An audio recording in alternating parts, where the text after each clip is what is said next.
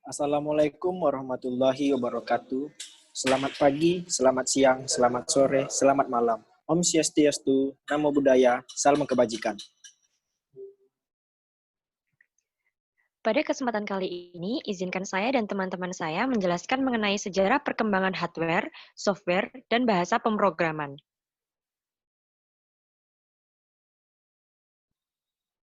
Sebelumnya, perkenalkan, kami dari kelompok 3 yang beranggotakan Ayatul Sidik dengan NIM I07200009. Nama saya Azalia Ananta Firdaus dengan NIM I07200010. Nama saya Bagas Setiawan dengan NIM I07200011. Nama saya Bagus Putra Nugraha I07200012.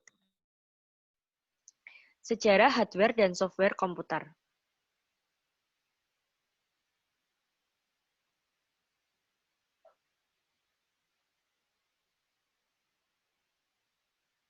Hardware. Hardware pertama kali dikenalkan oleh Charles Babbage, baru digunakan sebagai alat penghitung operasi matematika, namun pada tahun 1940 mulai digunakan untuk pengolahan data yang lebih luas. Pada generasi ini, komputer mengandalkan ruang tabung hampa. Pada penyimpanan ini, hanya beberapa komputer saja yang mampu lahir pada generasi ini, yaitu ENIAC, EDVAC, dan EDSAC.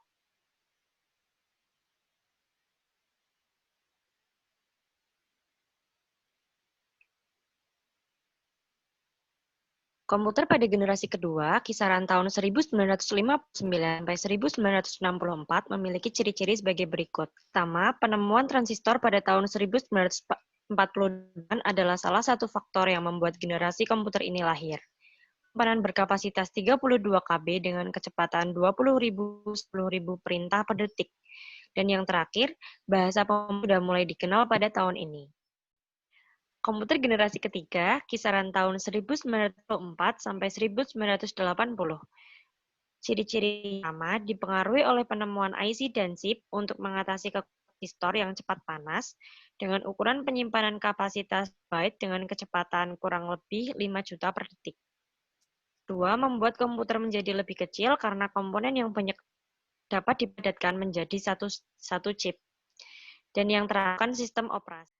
Kemudian yang terakhir, komputer generasi keempat, 1980 sampai sekarang. Ciri-cirinya menggunakan teknologi Very Large Scale Integrated Circuit dalam sebuah chip. Teknologi ini mampu menampung jutaan sirkuit. Dan yang kedua, ukuran penyimpanan mempunyai kapasitas yang besar dengan kecepatan jutaan perintah personal komputer dikenal pada generasi ini. Selanjutnya, sesuatu yang dapat dilihat atau didengar tetapi tidak dapat diraba. Software dibagi menjadi 4 era. Yang pertama, era pioner. Memiliki ciri-ciri yang pertama, bentuk software komputer pada awalnya adalah sambung-sambungan kabel ke antar bagian dalam komputer. Kedua, perangkat lunak merupakan satu kesatuan dengan perangkat kerasnya. Yang ketiga, penggunaan komputer dilakukan secara langsung dan hasil yang selesai dikerjakan berupa printout.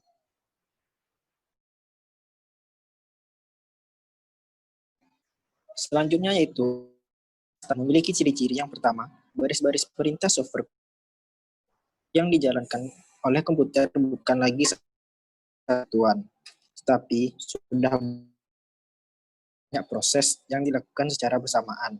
Yang kedua, boleh dikenal sistem basis data atau memisah antara program dan data. Yang ketiga, mampu menyelesaikan banyak pengguna dan secara cepat atau langsung. Pengguna komputer sudah banyak digunakan, tidak hanya oleh kalangan peneliti atau akademis saja, tetapi juga oleh kalangan industri.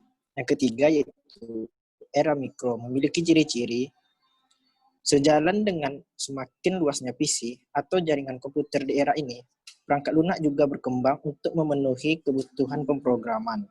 Yang kedua, otomatisasi yang ada di dalam perangkat lunak mengarah ke suatu jenis kecerdasan buatan. Yang ketiga, software komputer dapat dibedakan menjadi bagian yaitu software sistem, software aplikasi, dan language software atau bahasa pemrograman. Selanjutnya yaitu era modern, memiliki ciri-ciri yang pertama, perangkat lunak sudah terdapat di mana-mana. tidak hanya pada sebuah superkomputer dengan 25 prosesornya. Sebuah komputer genggam pun telah dilengkapi dengan perangkat lunak yang dapat disinkronkan dengan visi. Yang ketiga, tingkat kecerdasan yang ditunjukkan oleh perangkat lunak pun semakin meningkat. Selain permasalahan teknis, perangkat lunak sekarang mulai bisa mengenal suara dan gambar.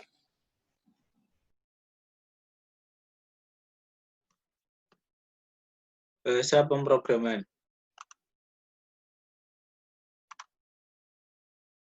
Apa itu bahasa pemrograman?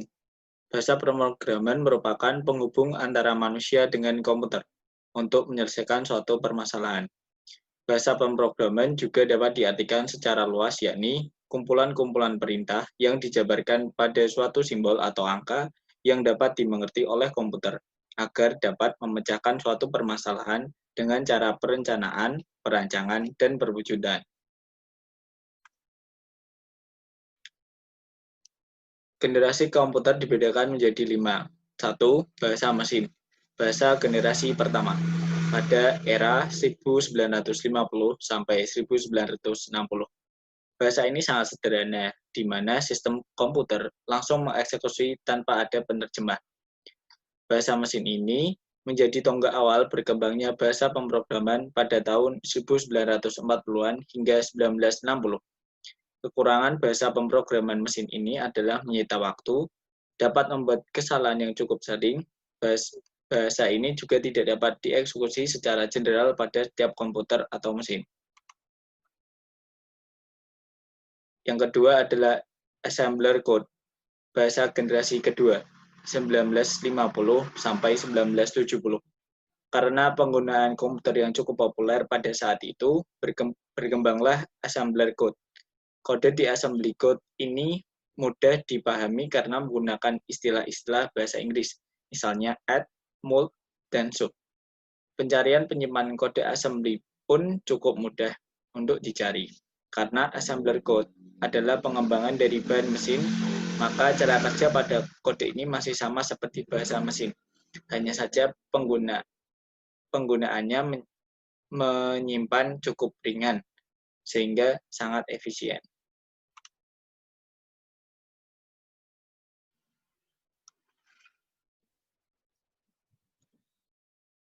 Tingkat 3 atau bahasa generasi ketiga.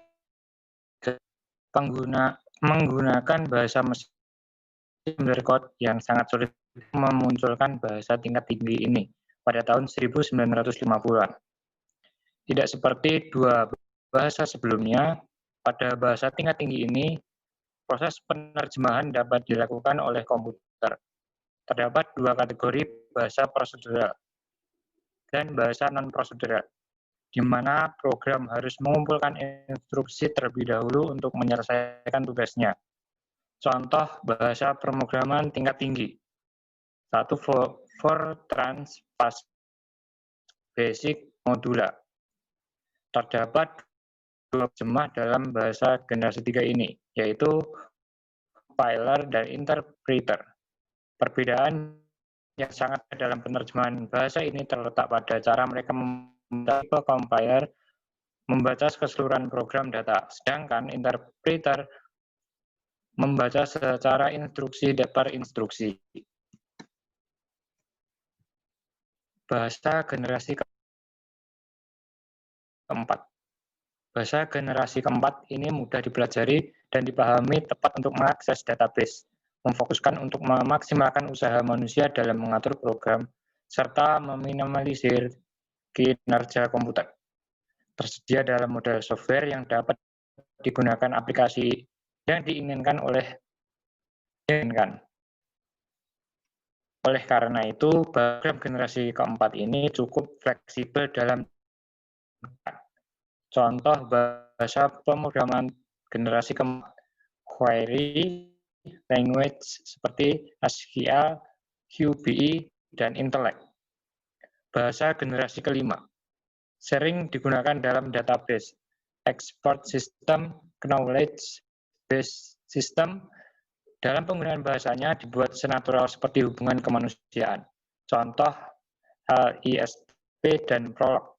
Pengembangan yang sedang dilakukan dalam bahasa ini adalah dengan penggabungan alias P dengan Prolog sebagai Artificial Intelligence atau AI.